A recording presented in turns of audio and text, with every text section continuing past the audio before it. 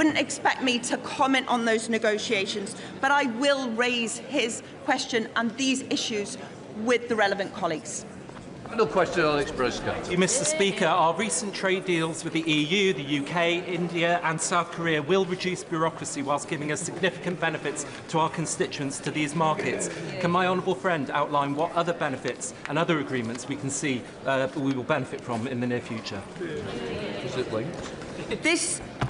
Our trade strategy is prioritising deals that deliver real impact for Wales and businesses right across Wales and the rest of the country. This is only possible because this Labour government has achieved economic stability, repaired our reputation on the world stage after the Tories opposite made a complete mockery of it.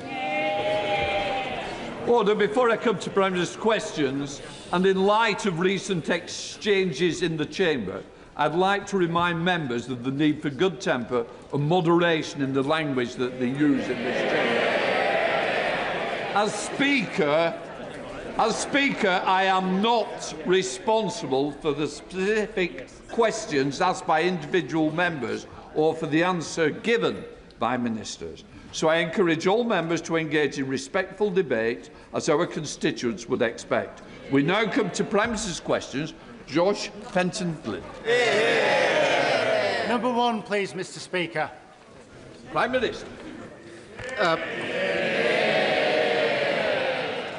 Thank you, Mr. Speaker.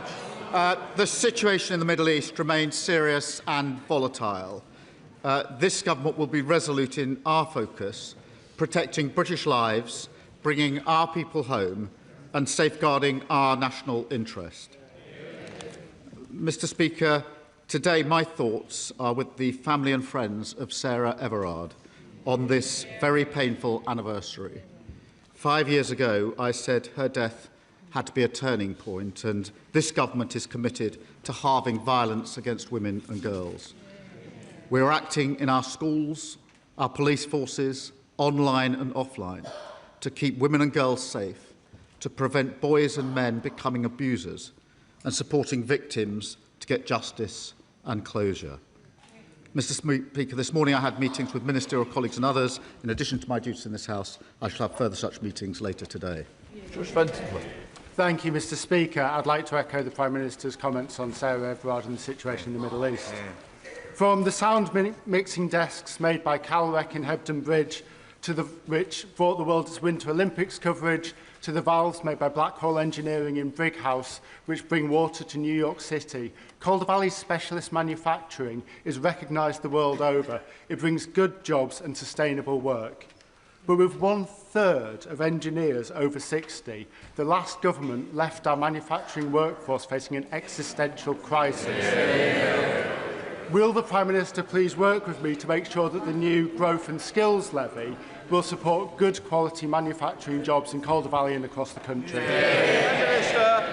Well, my honourable friend is right to champion brilliant manufacturers. Our modern industrial strategy is driving up standards, investment, jobs and growth. And our Growth and Skills Levy ensures we have the skills we need, supporting more short courses in critical sectors, including engineering. We're investing over £700 million to support thousands more young people into apprenticeships, in stark contrast to the 40% fall in apprenticeships starts under the party opposite. Kevin Baird, not the Leader of the Opposition. Mr. Speaker, can I pay tribute to our brave servicemen and women in the Middle East during this very difficult period? Yeah. Our bases in Cyprus and Bahrain have now been attacked. The US has taken offensive action to destroy missile launch sites to defend British territory. Yeah. Why will the Prime Minister not allow the RAF to do the same? Prime Minister. Mr. Speaker, can I make clear this is obviously an extremely serious situation, and I know the whole country is worried about the potential for escalation.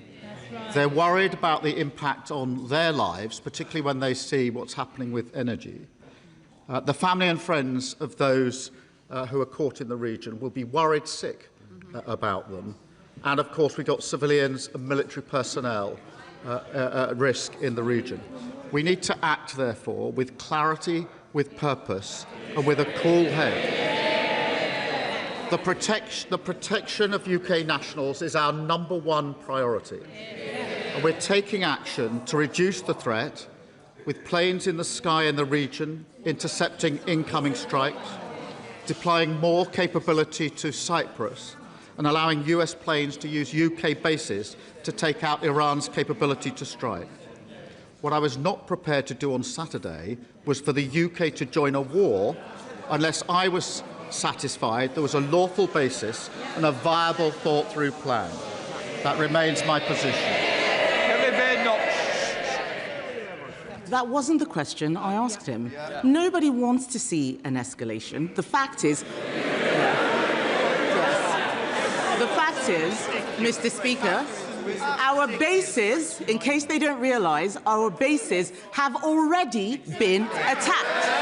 Iran is trying to kill our servicemen and women. He is catching arrows rather than stopping the archer. That's what we're talking about. Why is he asking our allies to do what we should be doing ourselves? We are, I would say to Labour MPs, we are in this war whether they like it or not. What is the Prime Minister waiting for? Prime Minister. Mr. Speaker, let me give a little more detail, because for a number of weeks now, we've been pre-deploying our capabilities to the region.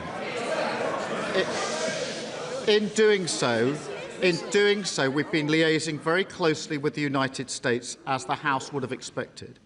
Therefore, radar systems were pre-deployed, ground-based air defence was pre-deployed, counter-drone systems were pre-deployed, and F-35 jets were pre-deployed. Mr. Speaker, that is why, since Saturday morning, multiple F-35s and Typhoons have been in operation not just in the Middle East, but across Cyprus. Further missions were flown overnight, Typhoons defending in particular Qatar, and F-35s defending other regional parties. We're resupplying our air defence missiles today. Wildcat helicopters with anti-drone capabilities will be in Cyprus this week, and HMS Dragon will be deployed to the Mediterranean. And, of course, in agreement with the ES, they're using our bases to conduct the operations to strike Iranian missiles and launchers. Mr. Speaker, that is the action that we are taking. That is the agreement that we've reached with the United States to protect our nationals. Mr. Speaker, the Prime Minister has read out a long list. It is not enough. He says that we are pre-deploying. The one ship which we are sending, HMS Dragon, is still in Portsmouth. The fact is the Type 45s cannot take out incoming missiles. This is not enough. He's read out a long list. The people who understand know it is not enough. He should be doing more. Yesterday, the Chancellor could have given more money to defence. Instead, I don't know why they're laughing. I don't know why that's funny. Yes, not funny. Yesterday, the Chancellor could have given more money to defence. Instead, she gave more money for welfare. Their priorities are all wrong, Mr. Speaker.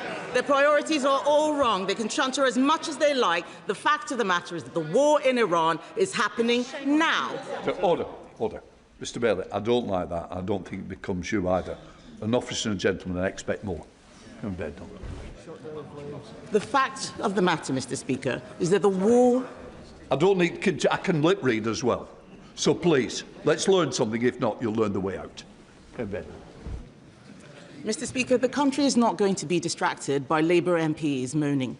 The fact of the matter is that the war in Iran is happening now. But the OBR say the government won't hit 3% on defence for 5 years. The war is happening now. There is no urgency from the Prime Minister. Why is he leaving the job of funding our armed forces to the next government? Prime Minister. I'm not going to take lectures on defence from the party opposite. They came into office, and what did they do? They cut the defence budget. They missed army... Order. Mr. Philp, you've moved from there to there. You're even louder here, so I think twice. Prime Minister. Not only did they cut the defence budget, they missed army recruitment targets every year for 14 years. They left morale in our armed forces at an all-time low, and our forces hollowed out. That's the words of Ben Wallace, the former Defence Secretary. Labour, by contrast, is delivering the biggest boost to defence spending since the Cold War. £270 billion over this Parliament. And we're doing that because we're focused on what matters. And she's right. The war is, of course, happening now. We have to focus on that. Across the country, people are worried about those that are trapped in the region. And, Mr. Speaker, that is why we're taking action. And I can update the House. That yesterday, more than 1,000 British nationals arrived back in the UK on commercial flights from the UAE. A further 8 flights are due to leave the UAE to the UK today. I can confirm, Mr. Speaker, that the first charter flight is expected to leave Oman later today, and 2 more will come in the coming days. The country really does want to know this. I'm sorry.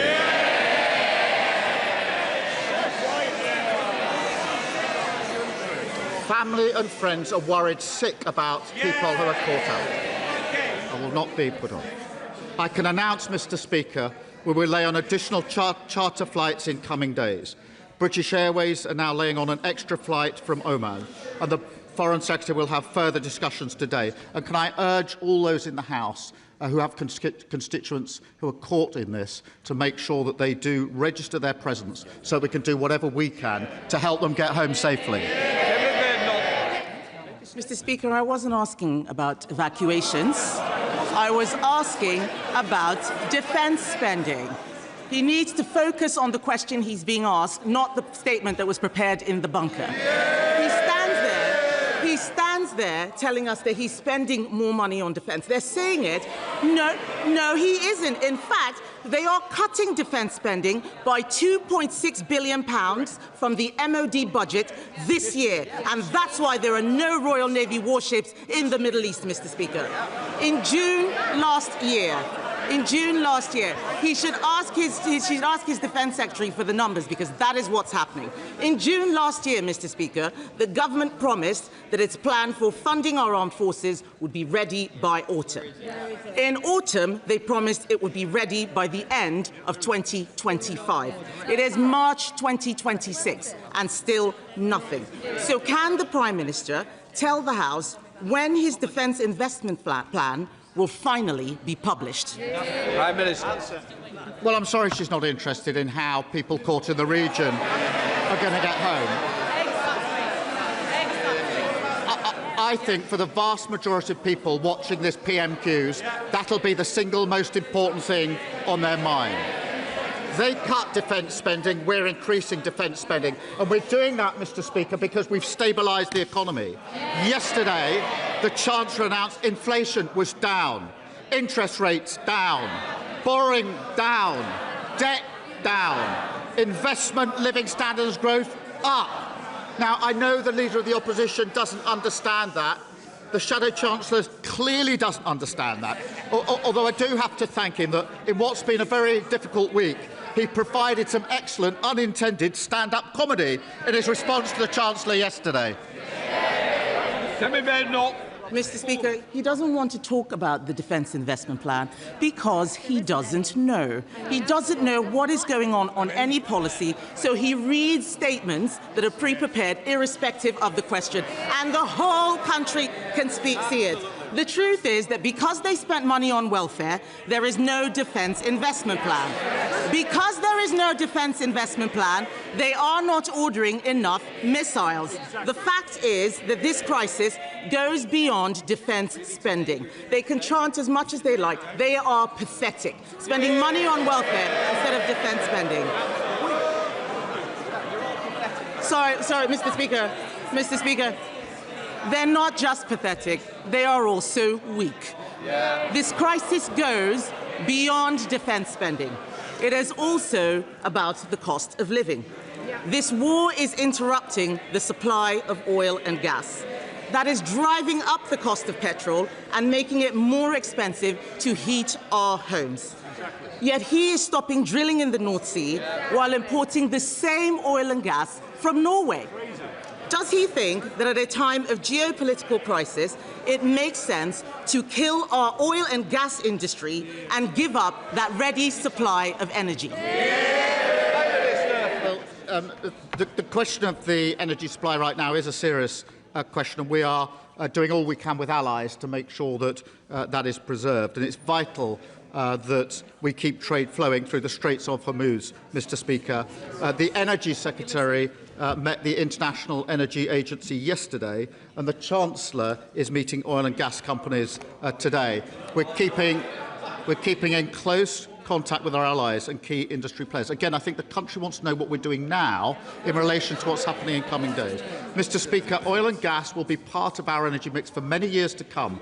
But if Ukraine and the last few days have taught us anything, it is that all the time we're on the international market, we are vulnerable to these changes. That is why renewable energy, where we have our independence and security, would take us off those markets and give us the security that we need. Speaker, the Prime Minister again does not understand the energy transition. You do not need to stop drilling in oil and gas to get renewables. This is basic stuff. He doesn't understand his policy. He's got a sea of orcs and goons who have no idea how anything is working at all. Mr. Speaker,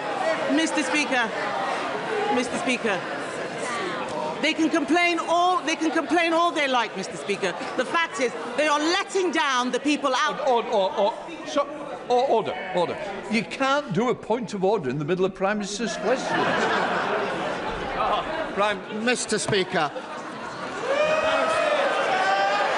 Can I ask my question?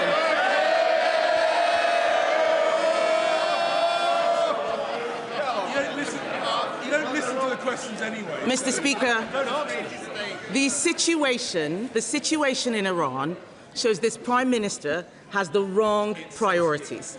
When it comes to defence, it's someone else's job. When it comes to welfare, they find the money. When our bases are attacked, they call the lawyers.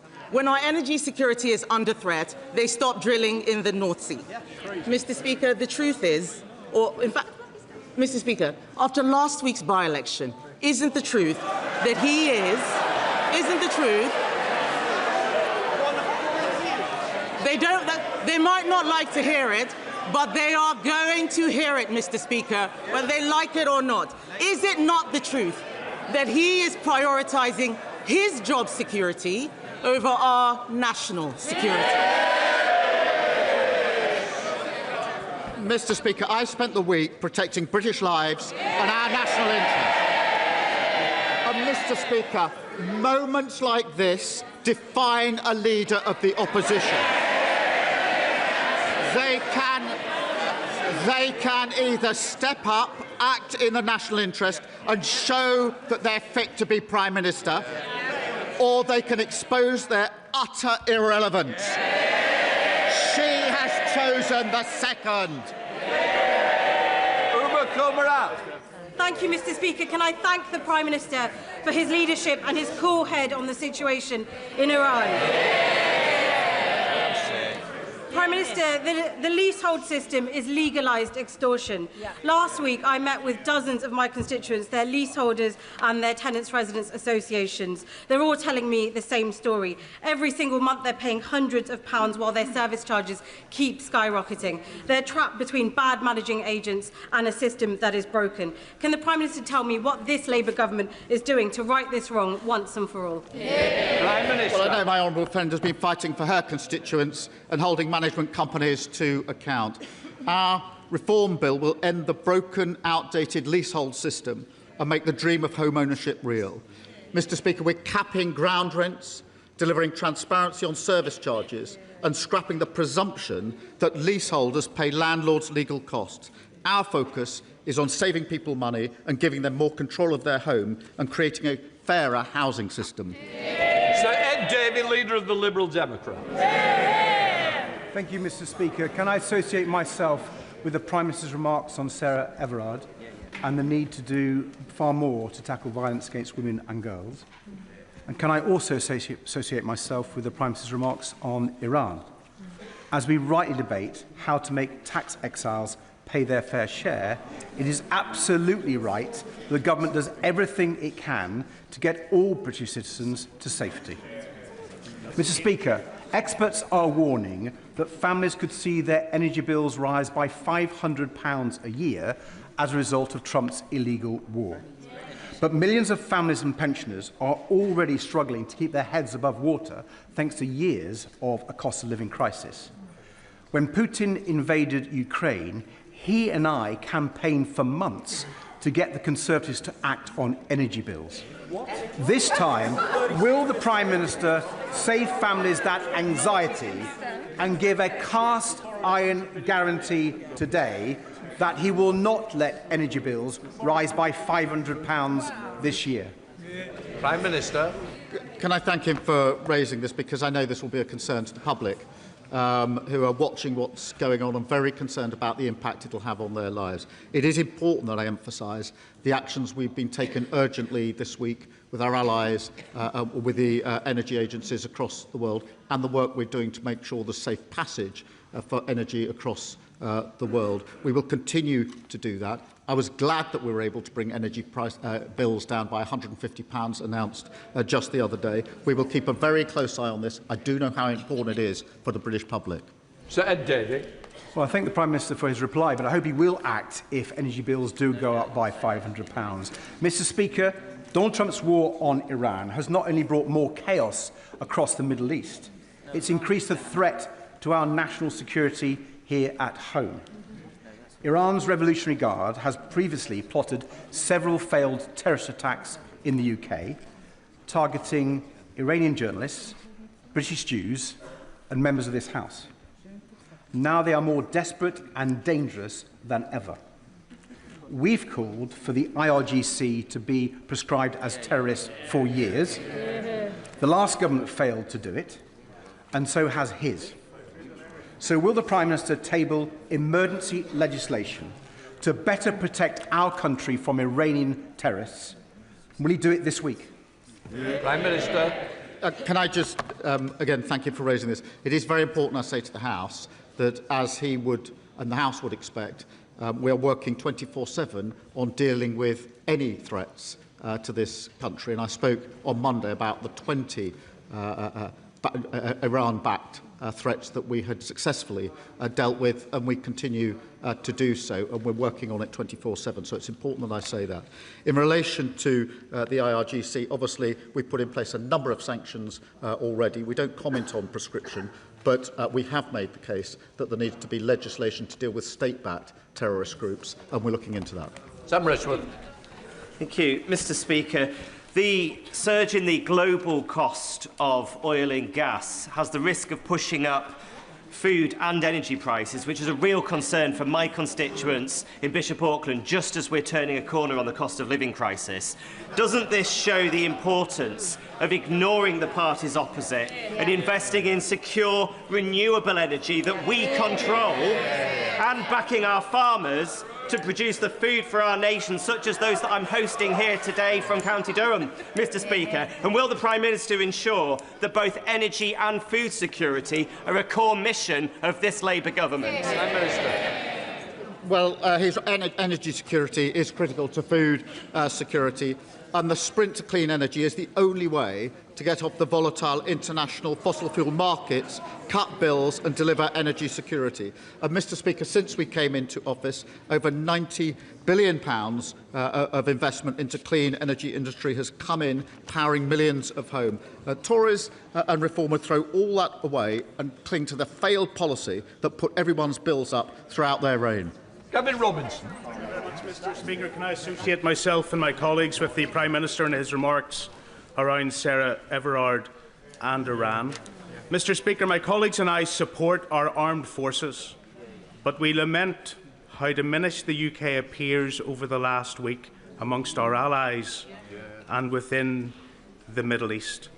The Prime Minister is not responsible for our armed forces being able to squeeze into Wembley Park and to Ibrox, but he is responsible for our posture. He is responsible for ignoring the request to deploy a Type 45 destroyer 2 weeks ago into the region. And we now learn that HMS Dragon will not leave, hasn't left, and won't be in to defend Cyprus for over a week. Will the Prime Minister understand that I welcome the commitment for increased defence spending, but if we're only planning to get to 2.5% by 2027, it's not enough. It needs to be reconsidered. He needs to go faster where others before him did not. And he needs to take these steps not just for protection of our values across the world, but also for the protection of our consumers who are impacted by this conflict today. Prime Minister. Well, he'd have heard me set out what we did by way of pre-deployment, working in conjunction with and liaising with the US so that he understands the context in which those pre-deployments were put in place, and I think they speak for themselves as to why they were put in place in the places that they were.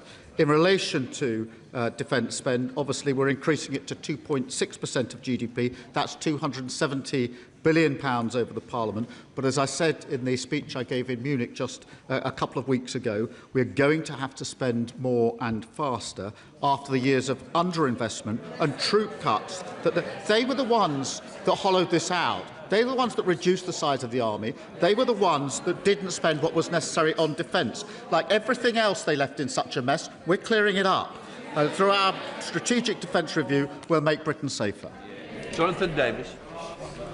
Thank you very much, Mr. Speaker. Like the Prime Minister, I had the transformative benefit of a music education as a young person, although he had his some while before I had mine.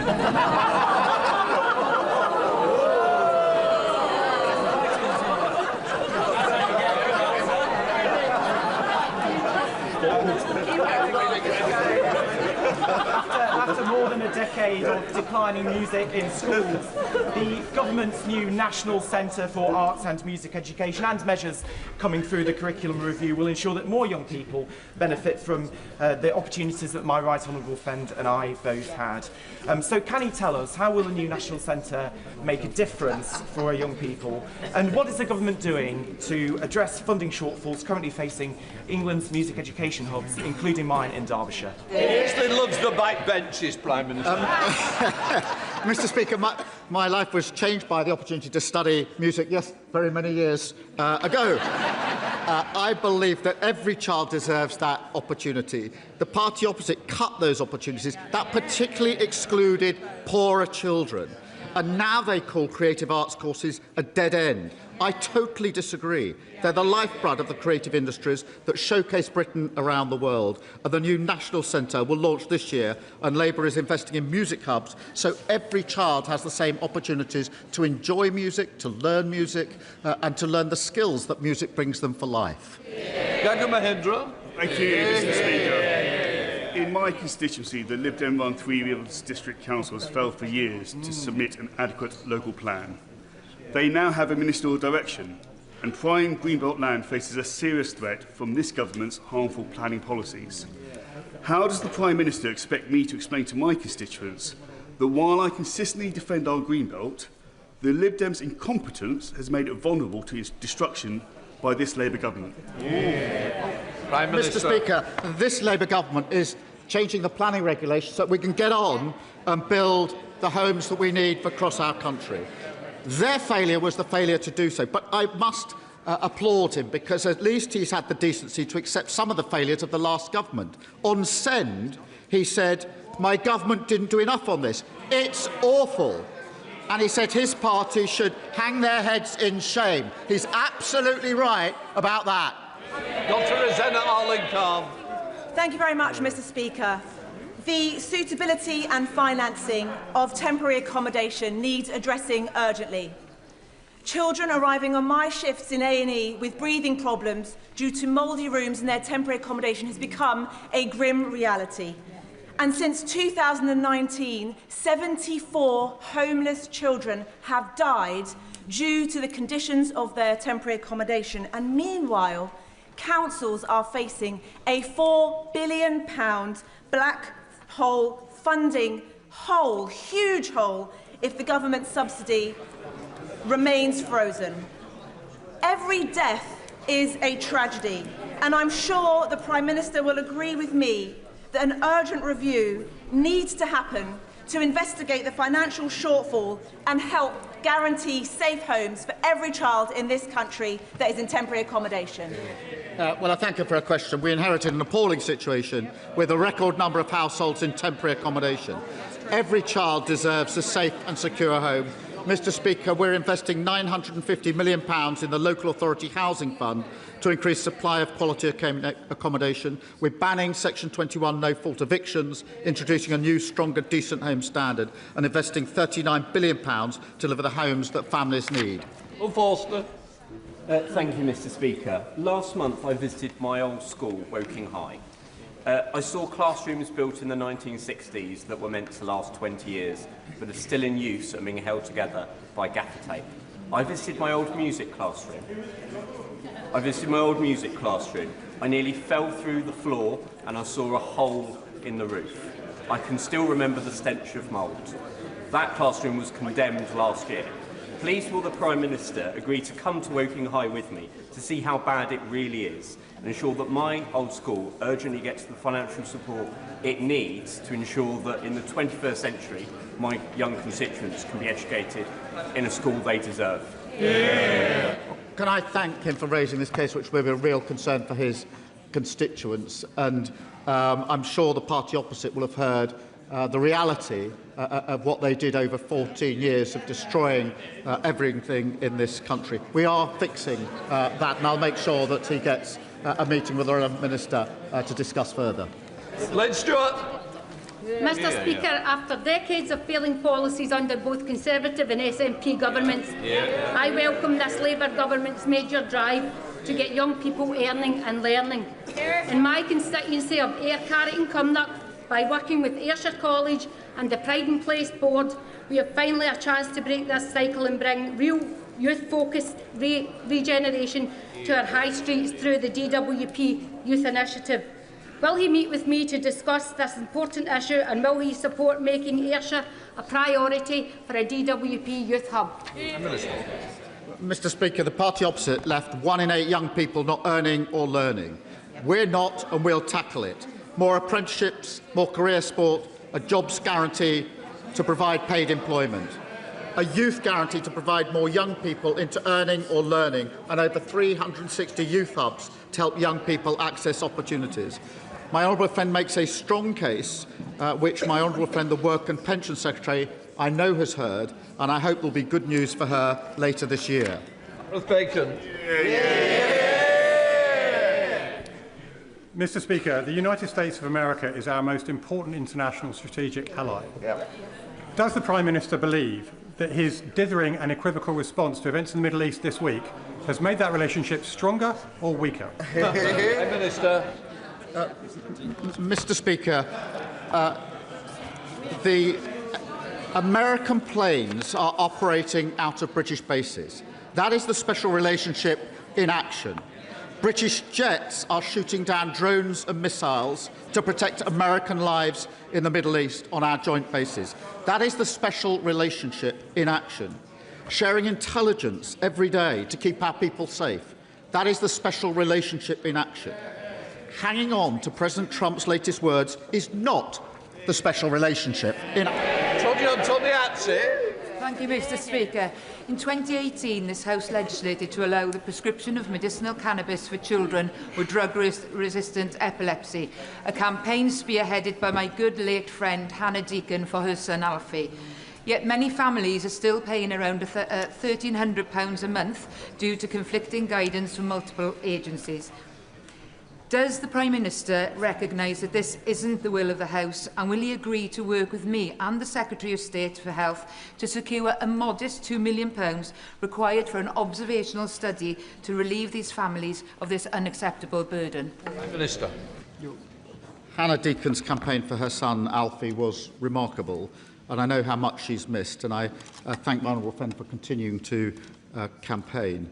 We are investing £8 million in clinical trials on cannabis-based medicines for conditions like drug-resistant epilepsy, and I want to see patients accessing safe, effective medicines and new treatments as quickly as possible. Thank you, Mr. Speaker. Speaker, the Government's proposed terms of reference for the inquiry into rape and grooming gangs are fatally flawed, as victims and survivors have pointed out. They won't address the role that race and religion played in motivating these crimes. They won't lead to prosecutions for those involved in the cover-up. And they won't even investigate all cases, only a select few. The consultation on these terms ends this Friday.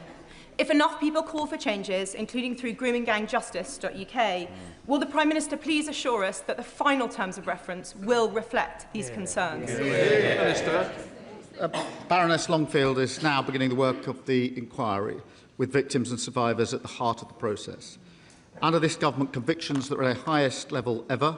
We're introducing mandatory reporting on child sexual abuse and putting a legal duty on police to collect ethnicity data.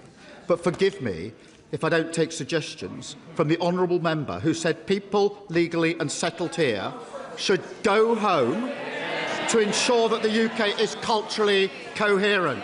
That is a grotesque way to talk about our friends and neighbours, and I rather suspect that her next question will come from her sitting up there.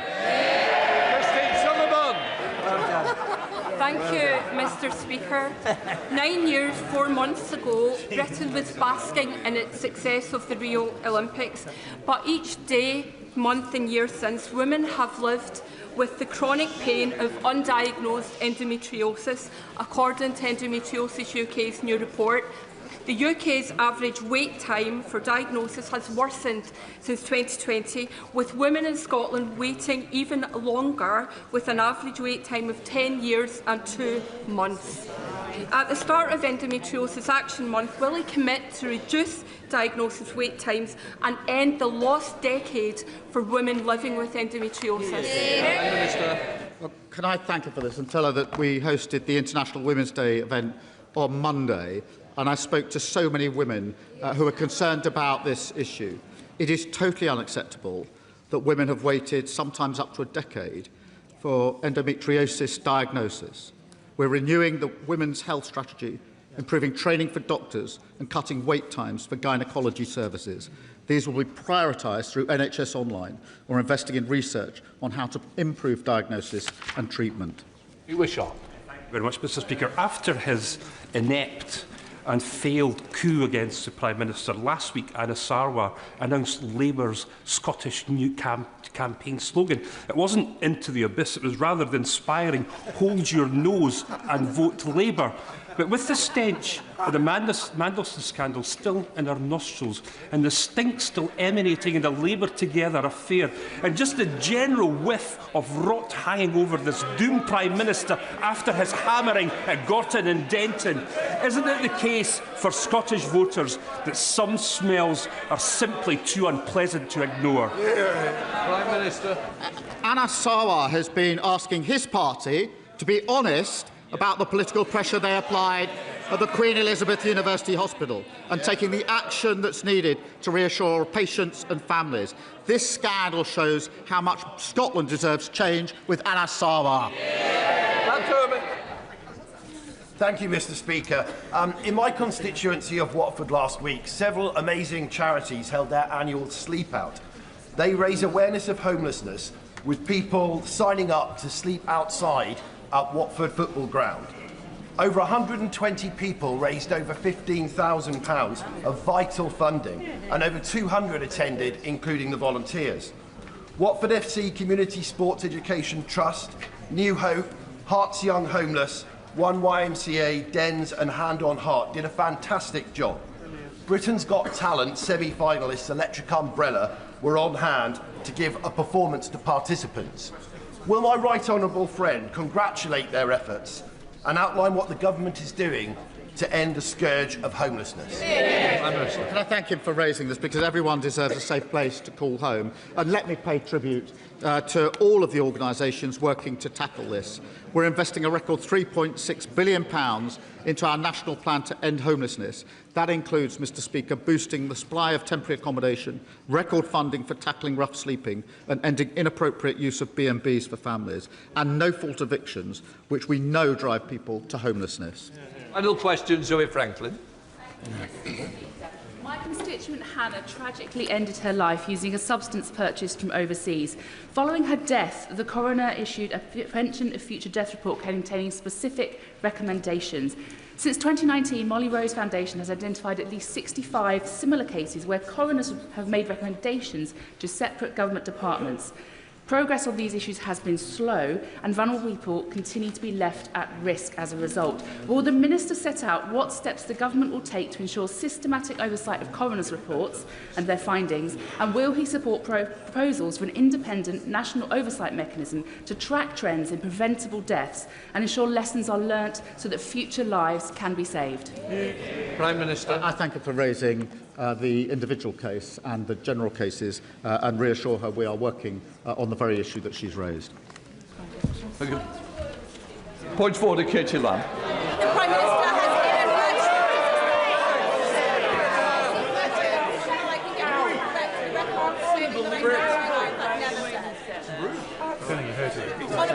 On a point of order, Mr. Speaker, I believe the Prime Minister has inadvertently misled the House. I seek your guidance on how to get him to correct the record for claiming I said something I in fact did not. We can't continue the debate. What I can say is, quite rightly, you've put your view down, but I'm not responsible for the Prime Minister's answers. If inadvertently it wasn't right, it is up to the individual to correct it. Right, we now come to the statements.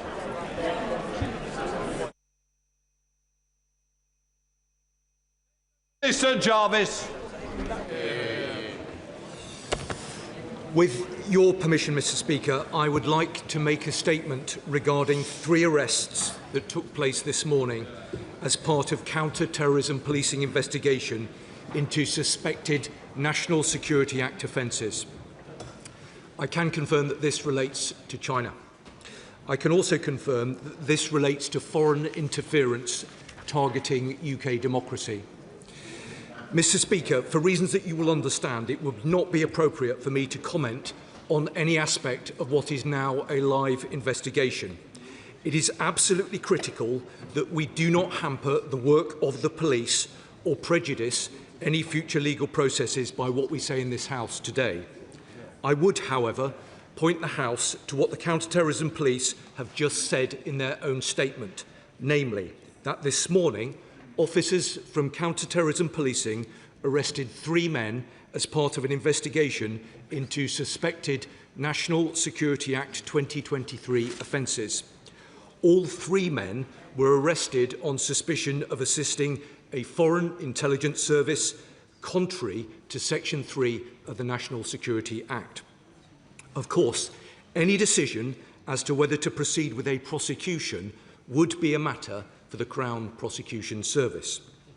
Now, Mr. Speaker, this government stands resolute in our resolve to counter foreign interference activity targeting the UK from any state actor.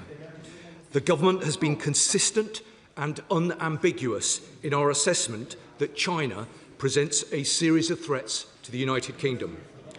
We remain deeply concerned by an increasing pattern of covert activity from Chinese state-linked actors targeting UK democracy. This involves attempts to obtain information on UK policy making and interfere with our sovereign affairs. From the November MI5 espionage alert warning about Chinese intelligence officers targeting individuals with access to sensitive information on Parliament and government, to the attempted interference activities of Christine Lee in 2022, this government will not tolerate it.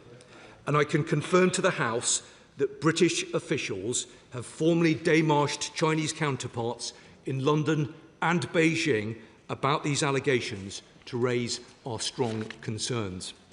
However, as this is a live investigation, it would not be appropriate to comment further. But let me be clear. If there is proven evidence of attempts by China to interfere with UK sovereign affairs, we will impose severe consequences and hold all actors involved to account. In the meantime, the government is taking robust action to ensure the UK's democratic institutions and processes are a hard target for this activity. The National Security Act provides our intelligence agencies and law enforcement with the modern legal tools they need to deter, detect and disrupt the full range of state threats. The action counter-terrorism police have been able to take this morning is an example that that legislation is working well. The political influence tier of the Foreign Interference Registration Scheme under the National Security Act also provides an essential framework for ensuring that those who seek to undermine our democracy are held to account. I also continue to drive across government the delivery of our counter-political interference and espionage action plan, which I announced to Parliament on the 18th of November. This is being coordinated in strong partnership with the parliamentary security authorities. Our aim is to forge a cross-party and whole-of-society shield to safeguard UK democracy. This includes strengthening our legal defences, cutting off channels for interference and supporting those on the front line of UK politics to recognise, resist and report the threat. Now, honourable members should have seen the guidance that the National Protective Security Authority and the National Cyber Security Centre published last year on what to look out for in terms of malicious foreign targeting and some basic steps that honourable members can take to protect themselves. I urge all members to read carefully through the guidance that was issued. If honourable members do experience any suspicious or out of the ordinary interactions, whether in person or online, they should report that to the Parliamentary Security Department. Now, the Government will continue to work in collaboration with the Parliamentary Security Department to set up a range of more tailored bespoke briefings for those who are at greatest risk. And in January, I joined the Director General of MI5 and the Chief Executive of the NCSC to brief the Chief Executives of the UK political parties on the developing threat picture. And I can confirm that officials are now focused on developing a programme of work to engage with the UK's think tanks and non-profit sector to discuss the threats that they face from foreign interference. Our intent is to work with them to strengthen their resilience, ensuring their hard-won reputations and networks are not exploited by our adversaries as platforms for covertly influencing UK public discourse and policy making. Mr. Speaker, in February, we introduced the Representation of the People Bill, which will further strengthen safeguards against foreign interference through political funding. Our proposed bill includes introducing tougher rules for donor recipients to conduct risk assessments before accepting donations, as well as increasing the powers of the Electoral Commission to ensure that it has the tools necessary to fulfil its duties. And the Government eagerly awaits the report of Philip Rycroft, following his independent review of regulations and safeguards against foreign financial interference in UK politics. The review was commissioned to rigorously test the financial safeguards we currently have in place and will specifically consider safeguards against illicit funding streams, including the use of crypto assets. The review findings will be delivered to the Secretary of State for Housing, Communities and Local Government and myself by the end of this month, and I can confirm that recommendations, where appropriate, will inform the Representation of the People Bill. We are also working on new powers to counter foreign interference, including a prescription-style tool to disrupt proxy organisations undermining our security. Mr. Speaker, it continues to be in our long-term strategic interest to engage with China. We are engaging with China confidently and pragmatically on areas where engagement is in the UK's national interest: climate, global health, trade, scientific research, but also on illegal migration and serious organised crime, just to name a few areas. But let me be crystal clear. This is not a question of balancing economic and security considerations. We don't trade off security for economic access. Instead, by taking tough steps to keep us secure, we enable ourselves to cooperate in other areas. And we will always challenge any country, including China, that attempts to interfere with or undermine the integrity of our democratic institutions, and we will always prioritise UK national security. That is why the Prime Minister's visit opened up a direct channel of communication to deliver in the national interest, enabling us to raise frank concerns about activities that impact our national security at the most senior levels of the Chinese system, including on domestic security issues. Mr. Speaker, I can assure members of this House and the public that further steps can and absolutely will be taken to defend our democracy. The government is steadfast in our commitment to disrupting and deterring China's interference activity wherever it takes place. I commend this statement to the House. Order. I'm sure we'll appreciate the fact that the Minister has come to the House at the earliest opportunity to provide an update on these serious issues. As there is now a live police investigation, members should exercise caution in saying anything that risks or prejudicing that investigation. But I thought it was important that the House, and I've got to thank the Minister who went through this to get it on at the earliest possible time. Sir Secretary of State Alex Burkhardt. Thank you, Mr. Speaker, and I thank the Minister for advance sight of his statement, and I do appreciate the speed with which he's come to the House today. But, Mr. Speaker, here we are again. Another year, another Chinese spy scandal. And the backdrop to it is this government's failed policy of appeasement. The government must now, surely, be coming to the realisation that unless the United Kingdom stands up to these threats, our country will continue to be treated with disdain. We watched how the government allowed the Chinese spy case involving members of this House to collapse.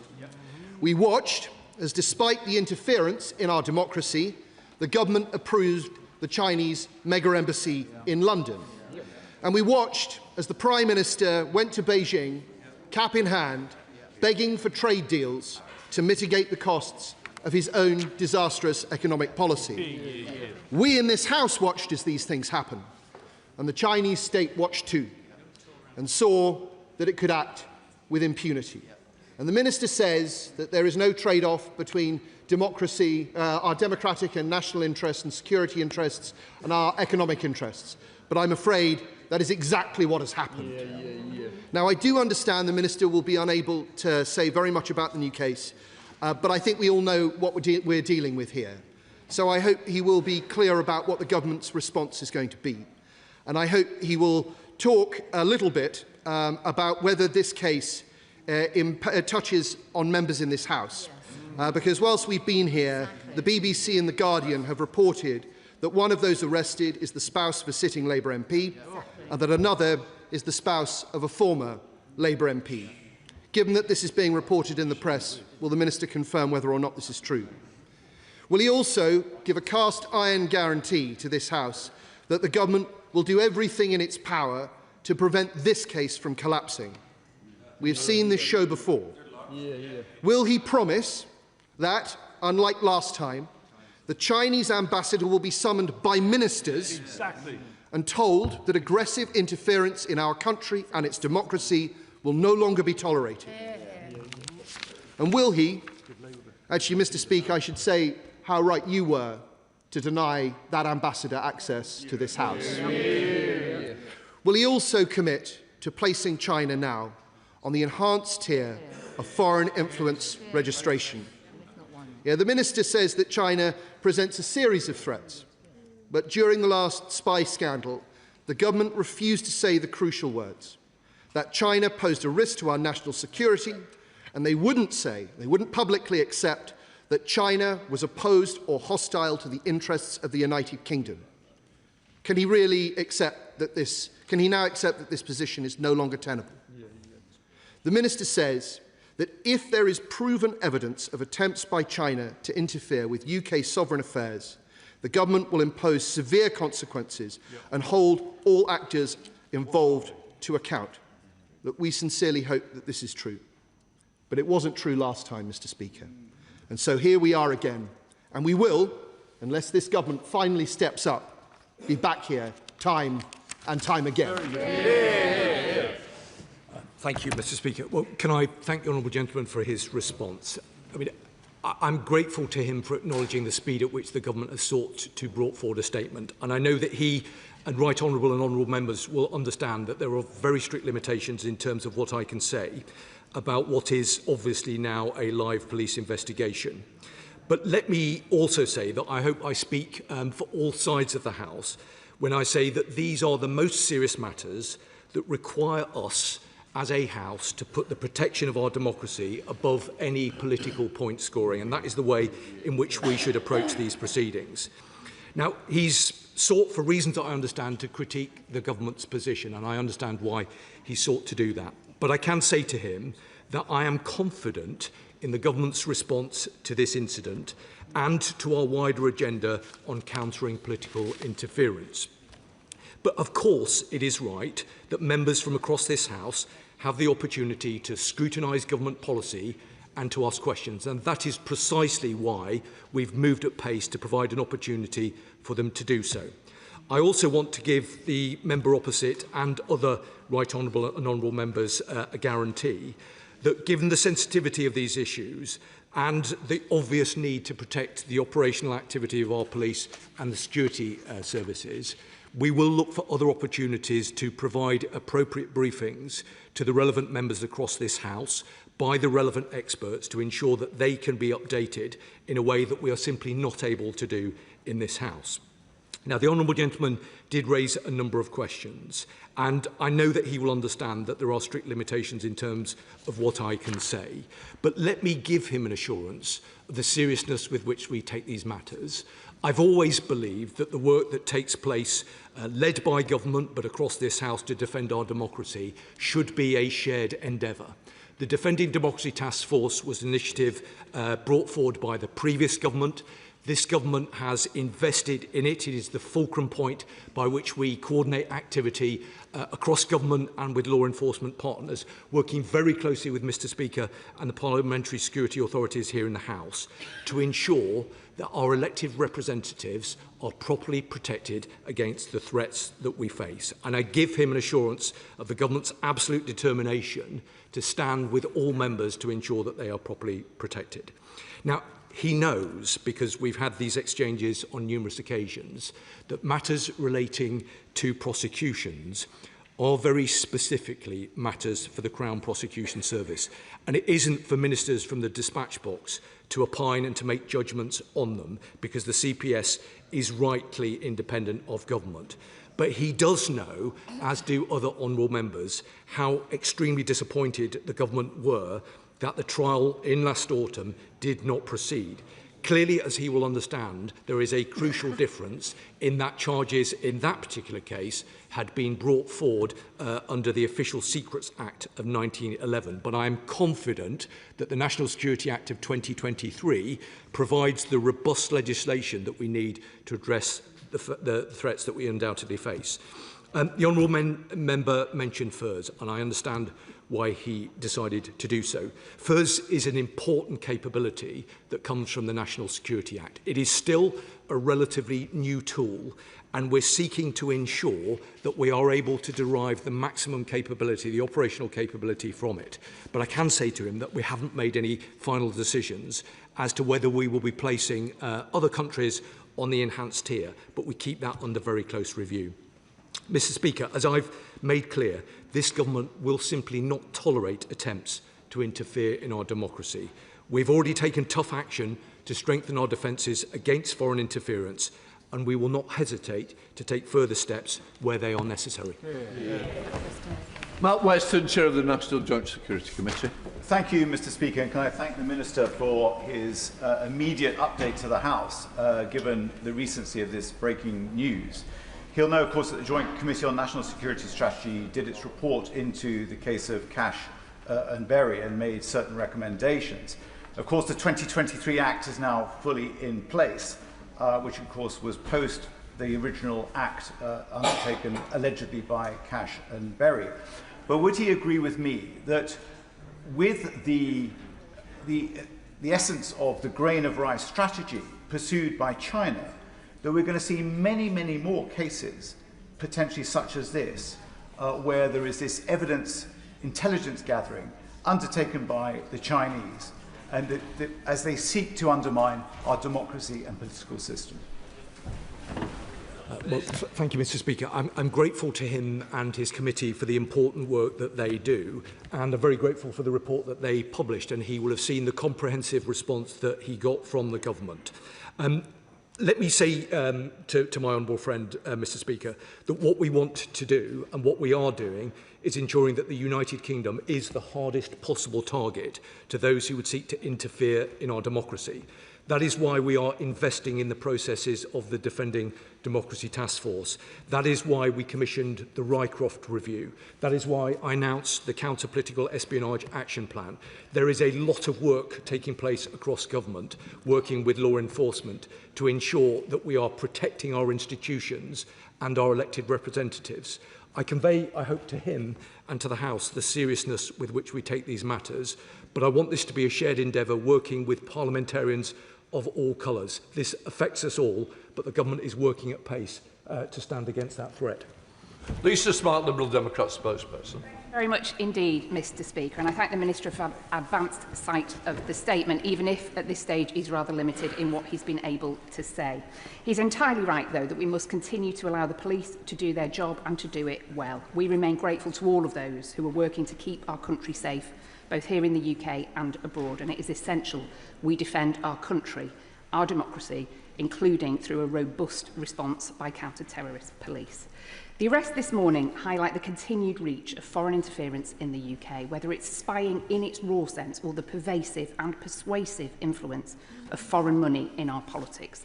The government could be doing more to put an end to the clout of foreign money in our democracy. And there's an opportunity to limit the influence of foreign money through the Representation of the People Bill.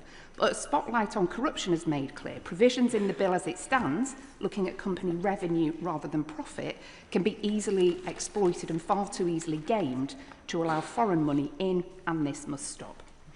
The Security Minister mentions the Foreign Influence Registration Scheme in his statement, but, and not for the first time, Mr. Speaker, wasn't able to mention any plans he has to add China to the enhanced tier. Yep. How many times must we all come to this House to hear a report of further rounds of arrests under counter-terrorism legislation for this government to take this action? Does the government plan to review its decision to allow the building of the Chinese mega embassy? And will the government go further to stop foreign money being funnelled into our democracy, including an absolute donation cap and a ban on those who have worked for foreign regimes from making donations at all? Well, Mr. Speaker, I'm grateful to her, and let me take the opportunity on behalf, I'm sure, of all members in this House to thank those for the vital work that they do to keep our country safe. They are the best of us, and our national security is underpinned by their endeavours. She raised, I think, three important points. She's right to raise concerns about foreign money in our politics. The government does take these concerns incredibly seriously. It's precisely why we've commissioned Philip Rycroft to conduct at pace an independent review into this issue. Now, she may be aware that we debated these matters in Westminster Hall just a couple of weeks ago. I encouraged her party colleague to make formal representations to Mr. Rycroft. I'm grateful for her confirmation that they've done that. That is very much appreciated, because this is an important body of work that will provide recommendations to the Secretary of State for MHCLG and myself in the next couple of weeks in time to inform the representation of the People's Bill. So this is a very timely piece of work and a very good opportunity to ensure that that bill provides the protections that I think collectively we want it to. She mentioned FERS, and I understand again why she does so. FERS is a useful tool, but it is still a new tool, and we are working to make sure that it provides the maximum operational capability, and we're looking very carefully at how we can use it to best effect. She also mentioned the embassy. Again, I understand why she does. So she knows the government's position with regard to the embassy. Again, I'm a bit limited in terms of what I can say about that because of ongoing legal proceedings, but I refer her to the remarks that I made previously. There is a strong national security case for the embassy. She will have noted, I know, the letter that was sent to government from the Director Generals of MI5 and GCHQ, and I am confident that that is the right thing to be doing. Alex Beresford. Thank you very much, Mr. Speaker, and I want to thank the Security Minister for his statement and for all the work he does on the Defending Democracy Task Force. And put on record my thanks to the law enforcement authorities, national security agencies and so on. From what I've read online, Mr. Speaker, one of the arrests that took place today took place in my constituency. So given that, that I understand my constituents will obviously be concerned to hear that, I wonder what the Security Minister can say to reassure me and my constituents that the police and all relevant authorities have the relevant resources they need to keep them safe and keep our democracy safe. And given, if I'm right to assume what I've read online is correct, would he meet with me at the earliest opportunity in order to discuss this further?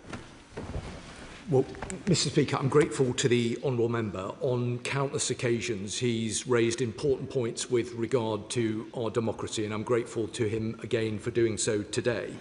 I can give him the assurances that he seeks, that the police do have the resources they need to do a difficult and complicated job. And of course, I'd be happy to meet with him at the earliest available opportunity. Father House, Sir Edward Lee. The Chinese only represent strength, and for them everything is transactional. So I think the country would rejoice if the government summoned in the Chinese ambassador and said this to him: this sort of behaviour is intolerable. You cannot build this mega embassy in just about the most sensitive site in London while you behave like this. I'm not asking about what MI5, MI6 said. This is transactional. You know, treat British nationals like Jimmy Lai properly. Don't spy on us. Otherwise, we're going to pause this embassy until you learn to behave. Mr. Speaker, I'm grateful to the Father of the House. I think he will have heard my introductory remarks where I was clear that Chinese officials have been démarched both here in London and in Beijing. He talks about the transactional nature of the relationship. I hope that he would accept that this government has to and does act in the national interest. There are absolutely areas where we need to cooperate with China, and I referenced some of them, but that does also include some areas within the law enforcement space, whether that is illegal migration, whether that is serious organised crime, whether that is narcotics trafficking. So I honestly think it would be naive of anyone, and I'm certainly not saying that the Father of the House was putting forward this view, but it would be naive of anyone to say that we shouldn't be having some kind of functional working relationship with China. But as I was crystal clear in my opening remarks, national security is the first priority of this government, and we will do everything we need to do to safeguard our country and safeguard our democracy. Speaker, the conflict in Iran is deeply concerning, and I was glad to see that the government's flights are set to leave the Middle East tonight. What more can myself and my colleagues do to protect the safety of those stuck in the region and from bad faith actors? I'm not quite sure it's relevant. Karen Bradley. Very much, Mr. Speaker. Given the vulnerabilities of members of Parliament, can I urge the Security Minister to work with the parliamentary authorities to not just pass information to members of Parliament, but work proactively with members of Parliament to make sure we are all aware of the risks that are posed to us and the steps that we need to take to ensure that we are not exposed to interference from foreign states? Mr. Speaker, the Chair of the Select Committee is absolutely right. I hope that she understands the seriousness with which we take these matters. I spend a lot of time working with the Defending Democracy Task Force to ensure that we've got the protections in place that we need. That isn't just about elections, it's about our democracy on an enduring basis. The relationship with this House and with Mr. Speaker, and I know that honourable members know how seriously Mr. Speaker takes these matters, is a close working relationship. I will always make myself available to talk to colleagues about any matter of concern that they might have. There has been quite a significant amount of guidance that's been issued over the last few months. I really would encourage members of this and the other House to engage with the materials that have been published, but where they have further concerns, to raise them through the Parliamentary Security Department and with myself. Thank you, Mr. Speaker. I thank the Minister for his update on this difficult case. Now, in his statement, he did confirm that the government is working on a prescription-style tool to disrupt proxy organisations undermining our security, quoting from the statement there. When will this tool be ready?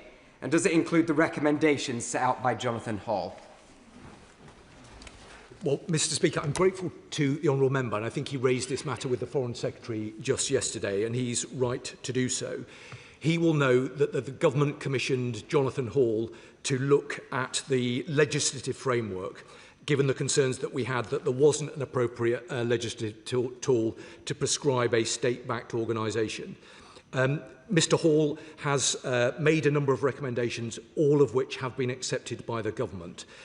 He will understand that I'm not able to talk, and I'm conscious that the Leader of the House is sat here, and he will not expect me to talk about matters relating to parliamentary business. But I can give him the assurances that he seeks, that the government is seeking to deliver this tool, and we would seek to bring forward legislation at the earliest available opportunity. Jeremy Wright. Thank you very much, Mr. Speaker. As I hope the Minister would accept, the last trial of those accused of alleged espionage on behalf of China founded, to put it at its mildest, because of a lack of shared understanding between the Crown Prosecution Service and the government about the evidence the government could properly submit in support of that prosecution. I don't expect him to comment about the specifics of this case, but would he accept that it would be sensible for the government now to ensure that as this matter develops, there is no such misunderstanding that occurs and the relationship between the CPS and the government is in the right place to ensure that evidential conversations are held early rather than late? And finally, would he accept that it would be sensible for the Intelligence and Security Committee to be kept up to date as this matter develops, given that we meet in private and the risks of prejudicing future prosecutions are lower in our case? Well, I'm very grateful to the right honourable member, and I share much of the analysis that he's brought forward. Misunderstandings are never helpful, and under these circumstances, above all else, we will make sure that there are no misunderstandings. He knows the disappointment that is felt across government and within the agencies and law enforcement in terms of where we got to back in the autumn. And of course, I give him an absolute assurance and commitment that we'll do everything that we need to do to make sure that the CPS are able to make a judgment, but as he will understand, that has to be independent of government. In terms of his point about the ISC, I think he's absolutely right about that. And he will understand that events have moved incredibly quickly this morning, and we'll want to take a moment later today to reflect on what needs to happen next. But I give him an absolute assurance that we want to work closely with the ISC as part of that process. Peter Dove. Thank you, Mr. Speaker. I thank the Minister for the update, and I welcome progress made on the counter-political interference and espionage plan. So given that, would the Minister return to the House as appropriate to give us further updates on that plan? Well, I'm very grateful to him. The counter-espionage interference plan draws together numerous important strands of activity across government, and it makes sure that all of that work is properly coordinated, and we take that very seriously. I absolutely give him the assurance that he seeks, and I also give him an assurance that we will do it at the earliest available opportunity. But should he or any other members have concerns in the meantime, I'd be very happy to speak to them. Morella. And I'd like to praise the work of our police, security and intelligence services in this case. I thank the Minister for his statement. Like him, I look forward to the publication of the Right-Left report. For the Foreign Affairs Committee, in evidence, have heard from the Electoral Commission, and the National Security Strategy Committee has also heard from them. I wonder if the government will consider new clauses to the Representation of the People Bill to widen and strengthen the powers of the Electoral Commission and, importantly, provide the necessary funding so that they can properly defend our democracy. Thank you, Mr. Speaker. All of the points that the honourable gentleman makes are entirely sound and reasonable.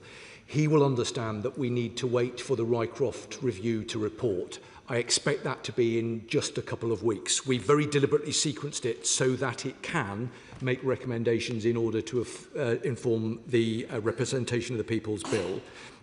He knows, I think, from previous contact that we've had through the committee, that these are matters that we take very seriously, and we will want to make sure that we've got all of the safeguards we need. I'm grateful for the confirmation earlier on from his frontbench spokesman that his party has engaged with that process, and I'd be very happy to discuss it further with them. Chris Vince. Thank you, Mr. Speaker. Can I thank my honourable and gallant friend for the work he does to ensure that our country and our democracy stays safe, both in his current role and also in his previous career as well. Mr. Speaker, you will be aware that democracy only happens in this place because of the House staff and also our MP staff that make a huge difference to us and make sure that we can do the job that we do. Can I ask the Minister how he's going to ensure that he can protect MP staff and House staff to ensure that they get that security as well? Well, Mr. Speaker, can I thank the honourable gentleman for his question? He's developed something of a knack of finding a really good question that I think most people will have in their mind. I can give him the assurances that we seek. It's important not only do we ensure that the protections are in place for our elected representatives, for those who step forward to serve in this House and in other places, but also their staff who work so hard and so diligently to serve them. There is a lot of work that still we have to do. That is work that will be led here by Mr. Speaker in the Parliamentary Security Department, but the government works very closely alongside to make sure that they've got the support that they need. Dr. Andrew Morrison. The Minister spoke of severe consequences. Would he outline what those severe consequences might be, and understand that Beijing is unlikely to take that terribly seriously given what has happened in the recent past? And will the severe consequences include putting on pause, on hold, plan for the Chinese super embassy and spy centre pending the outcome of the Met's investigation? Yeah, why not? On hold. Well, the right honourable gentleman, who is a very experienced member of this House, will know that given that we are referring to events that took place just a couple of hours ago, it would be unwise of me to get into further detail. I would just point him to the number of things that I've already referred to in terms of our response to the threats that we faced over the last number of months. He knows, I hope, how seriously we take these matters. He and I don't agree on the issue with regard to the embassy, but I would say to him, as I've said to other honourable members, that there is a clear national security case for the embassy proposal. The Director Generals of two of the security services have been clear about the national security advantages, as have I. This government will do everything we need to do to protect our country, our national security and this place. He knows there's a lot that I can't say about what we're intending to do, but let me be crystal clear. Where there are malign actors, whoever they may be, who seek to undermine our democracy, there will be consequences. Luke Charters. Speaker, I recently visited the Defence Intelligence Academy recently with the Armed Forces Parliamentary Scheme, and I saw firsthand how our intelligence services are the best in the business. And the government should be praised for increasing the SIA in real terms. Will he commit to keeping the single intelligence account under review, given the increasing threats around political interference and the threats of state-sponsored terrorism from Iran?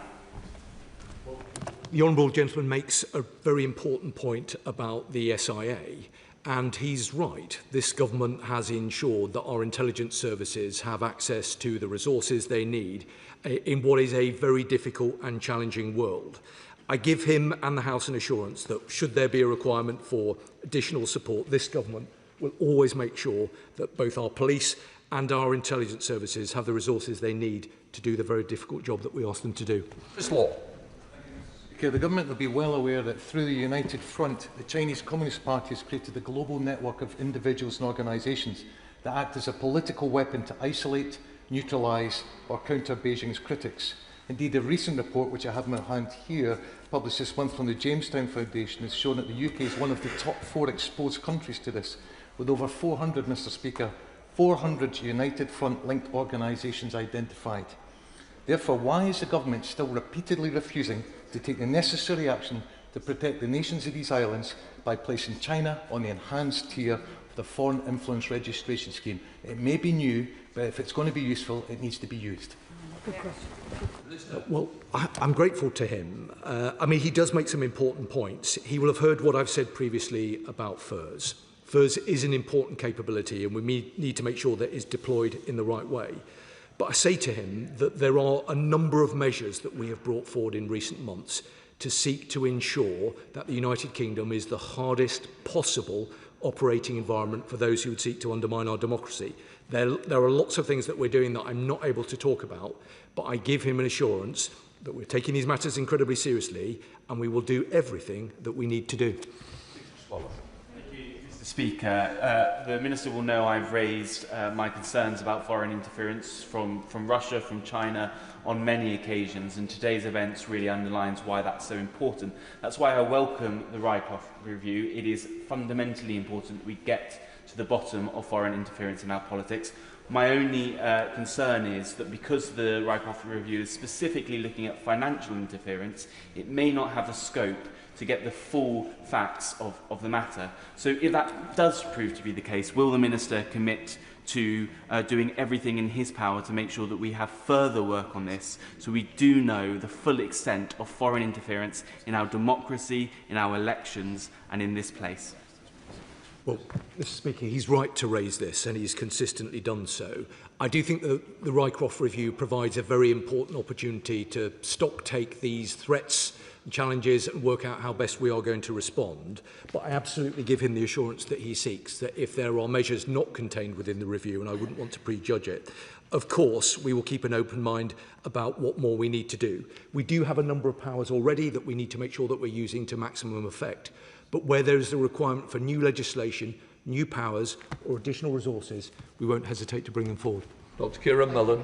As the Minister has said, at the heart of this is the question of whether our enemies and malign actors fear the consequences of hostile acts against us, which is why many of us say that the embassy should be paused. But why would the Chinese be worried about consequences to spying when this week another malign actor attempted to kill British armed forces personnel, attacked sovereign territory and suffered no consequences? What lessons does the Minister think China will take from our failure to defend our own territory from military attack? Well, the honourable gentleman has raised his concerns and he's entitled to do so. I do think it was important, and many would not necessarily agree with this, that the Prime Minister went to China in order to have frank conversations relating to our national security. People should understand that if they seek to commit criminal acts or to undermine our democracy or attack our country or undermine our democracy, there will be consequences, and this government will make sure that this is the hardest operating environment. Richard Tice. Thank you, Mr. Speaker. I recently made a submission to the Rycroft review about my concerns about Chinese communist regime influence on the Labour Party. The Minister will understand, given that we now understand that the partner of a sitting Labour MP and the partner of a former Labour MP have been arrested today, the Minister will understand why I shall be updating that review ahead of my meeting with the Rycroft review next week. Could the Minister confirm whether or not the Rycroft review can take account of these arrests, or whether it will need to be extended until charges are not made? Well, Mr. Speaker, I'm very grateful to the honourable gentleman that he's taken the opportunity to contribute to the Rycroft review, not least because he and a number of his colleagues have an expert insight into the consequences of foreign interference. And I hope he's very much taken the opportunity to reflect on that and to feed that into the review. The review itself, of course, is being conducted independently by Philip Rycroft. He will report by the end of this month, which means, and of course it is independent, there is absolutely time and space for him to reflect on any events that have taken place recently. This is an important piece of work and it will inform government policy, not least in terms of cracking down on some of the foreign money, well, all of the foreign money that should not be in our politics. Again, it's a matter that honourable members in his party know quite a bit about. Mr.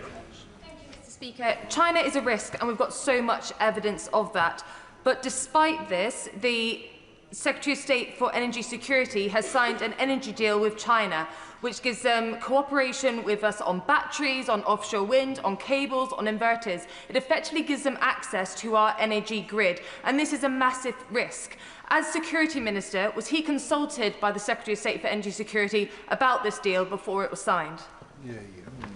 She raises an important point, Mr. Speaker. I can give her and the House the assurances that we've got checks and balances in place to ensure that decisions such as the ones that she's referred to are made in a way that enables our continued national security. We work collaboratively across government. It is a system that we inherited from the previous government, but we will do everything that we can to make sure that we are taking informed judgments.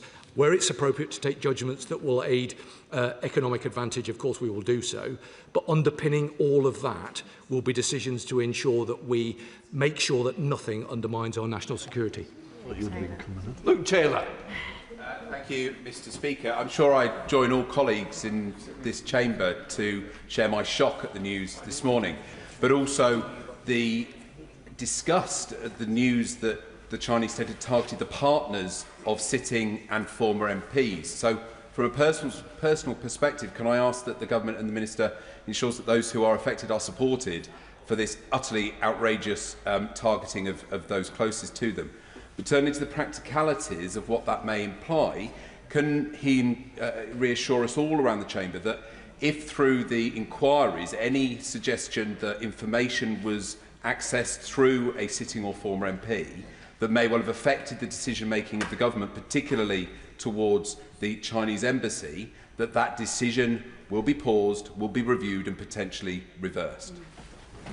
Well, Mr. Speaker, I know that the Honourable Gentleman understands that I can't comment about the specifics relating to individuals. I can say to him that, along with the Director General of MI5, I briefed the chief executives of political parties here in the UK just recently, including his own party. One of the points that was made at that briefing is that people who are involved in politics shouldn't make a view that it is only people who serve in government or in particular kind of positions of authority and responsibility who are a target. All of those who are involved in the wider political ecosystem are in play here, and that is an important message for people in this and outside of this place to understand. I'm grateful for the other point that he made. He knows the government's position with regard to the embassy. There's nothing more I can say about that now. Dr. Neil Shastri. Thank you very much, Mr. Speaker. And I know how seriously the Minister takes national security, and he will feel keenly any interference with our democracy. But the 4,500 Hong Kongers who live in the borough of Solihull will take cold comfort from the words that officials have been demarched. Can the Minister guarantee that the Chinese ambassador to the UK will be summoned by the Foreign Secretary for an interview without coffee? Well, I'm grateful to him, and he's right. I do take these things incredibly seriously, and I'm grateful to the point he made about Hong Kongers in his constituency. I mean, I can say to him that I have personally raised concerns regarding the arrest warrants and bounties directly with Chinese authorities, and he will have heard the remarks that I made earlier on with regard to officials being démarched. The Hong Kongers have an important role and play an important contribution in our country. He knows the government's position with regard to transnational repression. A lot of work has taken place through the Defending Democracy Task Force to make sure that people are and feel like they're protected. If he thinks there's more we should be doing, I'd always be very happy to discuss it with him. Let's settle Rob. It's a source of concern that 2 of the 3 men arrested were arrested in Wales, and that they have close associations with the Labour Party. Given that the Senedd goes to the polls in just over 2 months, in the shadow, of course, of the Nathan Gill scandal, what support is to be given to the Electoral Commission to ensure that there are sufficient resources to safeguard those elections against the growing threat of foreign interference? Well, she's right to raise the importance of the work that the Electoral Commission do. They are a key member of the Defending Democracy Task Force, and we work very closely to make sure that they've got the powers that they need to do the difficult job that's asked of them.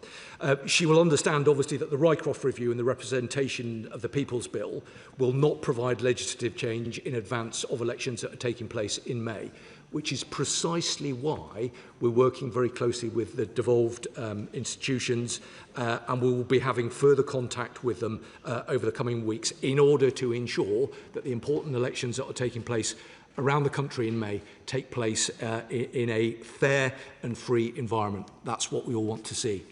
Mr. Speaker, can the Security Minister confirm whether the partner of the sitting Labour MP arrested on espionage charges of spying for China had a parliamentary pass? Well, I'm disappointed that the Honourable Gentleman didn't ask me about furs, because he's consistently done so, and I always enjoy our exchanges. He will understand I have come here at extremely short notice in order to provide an update to the House. I can't get into the operational details of matters that took place just a few hours ago. Just to reassure you, the answer is no. Carl Locker. Speaker, the Minister has said numerous times that the Government always prioritise UK national security.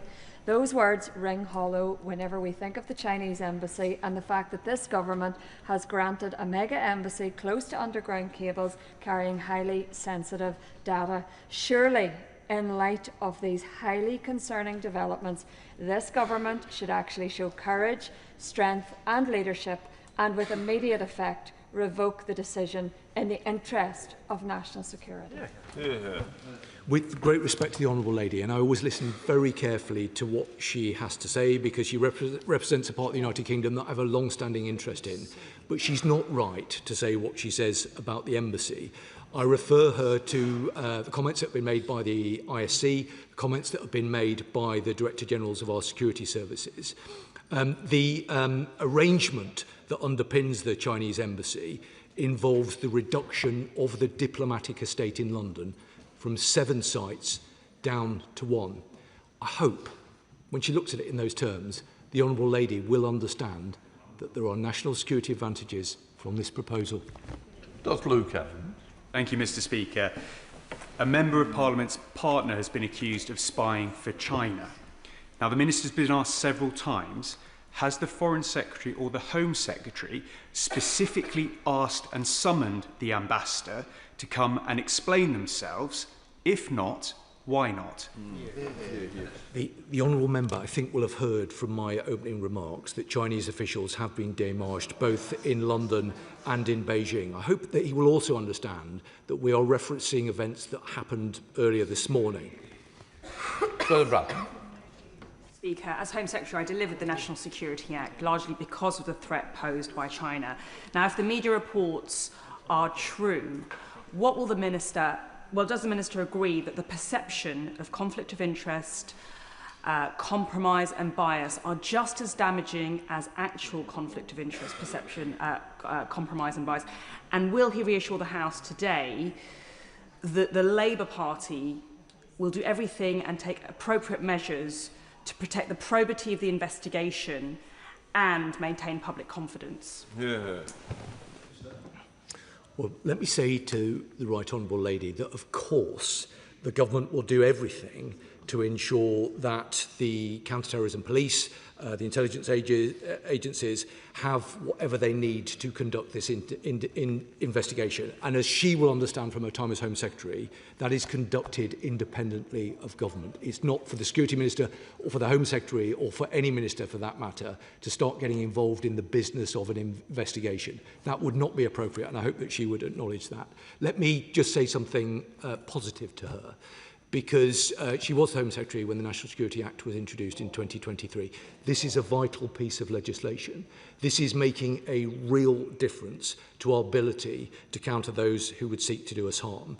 It is a valuable tool in our armoury, but where there is a view that we need to add more tools to that armoury, we will definitely do so. Thank you, Mr. Speaker. The name of the Labour Member of Parliament whose husband has been arrested is widely circulating via the media. I don't intend to name that Member of Parliament, but if the reports are true, that Member of Parliament sits on a select committee that would have information which is sensitive, maybe even secret, and indeed, through totally legitimate means, has visited a number of our defence sites across the country. Has there been, and will there be, an urgent review of what sensitive information that Member of Parliament might have been party to? And, at the appropriate juncture, would he release any correspondence between his department and that Member of Parliament around things like the Chinese embassy and other matters relating to China? Well, Mr. Speaker, on the Honourable Gentleman's first point, he will understand that membership of a select committee is not a matter for government, but I know that Mr. Speaker will have heard the point that he has made, as have I. In terms of his second point, he will understand that we're dealing with events that took place a couple of hours ago. I haven't seen what is being reported online because I've obviously been here, but I will give consideration to the matter that he has raised. Oh, Jim. Still one to go, Mr. Speaker. Thank you very much. Can I thank the Minister very much for his answers? Nobody in this House doubts the Minister's commitment to find the answers, to ensure that the truth is out and that justice is done, and I thank him for that, and everybody respects that. I've highlighted when my constituents raised surveillance by the CCP, the Chinese Communist Party, in my constituency. I've highlighted when the APT for freedom of religious belief that I chair, our website was hacked and information removed that highlighted human rights abuses and persecution in China. The Minister's outlined very clearly what's going to happen here in the mainland. In Northern Ireland, we have a porous border with the Republic